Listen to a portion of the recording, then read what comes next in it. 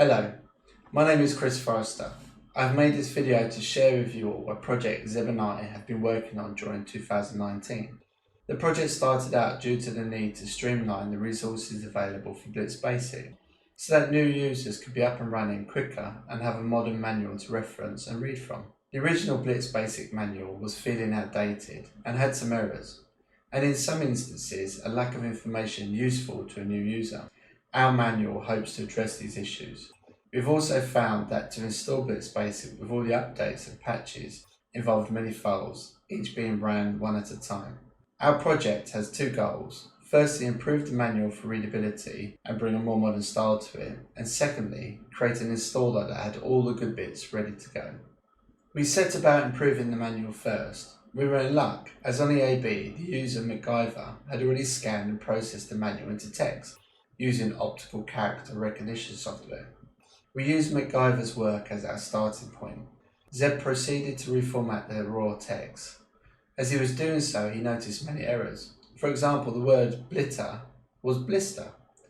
This must have derived from the OCR process. We realised at that point it would be necessary to examine the entire text and to try and spot as many of these errors and correct them. Some errors were repeated throughout the manual, which could be dealt with using a find and replace action on the entire document. Others less subtle that required knowing what that section was talking about, or in some instances, cross-referencing the original manual. Zeb, being a veteran programmer and expert level in his tool of choice for text editing, sped through the initial corrections.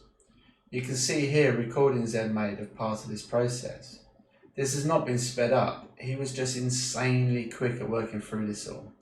So much so I did not even get the chance to touch a page. The corrected raw text was ready to be moved into a word processor document for styling and laying out. We had to apply the various styles to each section of text. For example, code snippets had a look that was different to the main text. This was done on the entire document. Realising how fast Zeb was working through the text portion, I started to prep the images from the manual to redo the artwork. Our plan was to recreate all images and where possible as vector graphics, so they would be pin sharp at any screen resolution.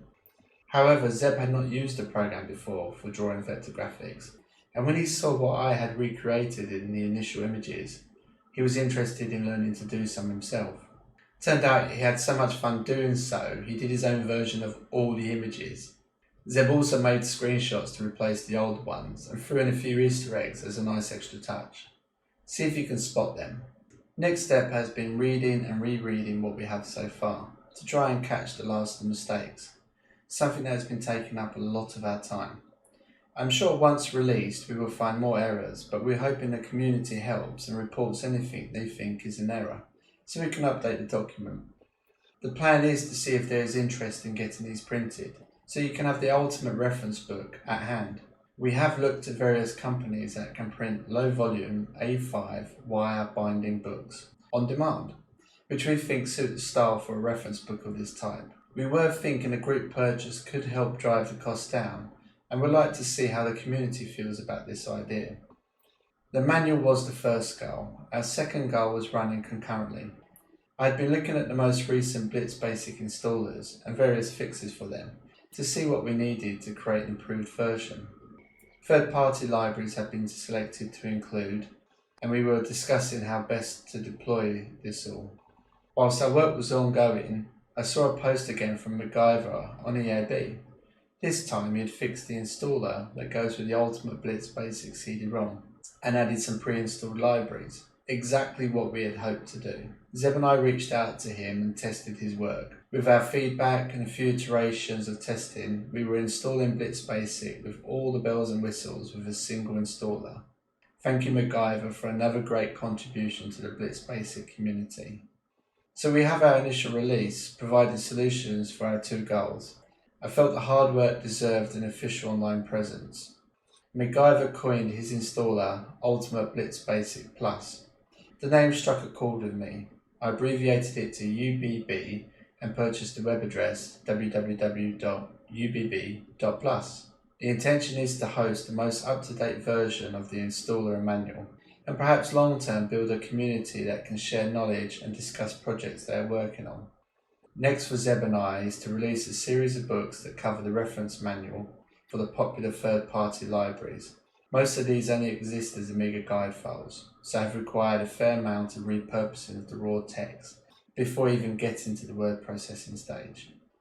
In closing, please do check out the website, bookmark it and follow the project as it evolves. If you've thought about using Blitz Basic, grab the downloads, run the installer and work through the manual. Start small and hopefully in no time at all you'll be writing the game or application you've always wanted but could never find.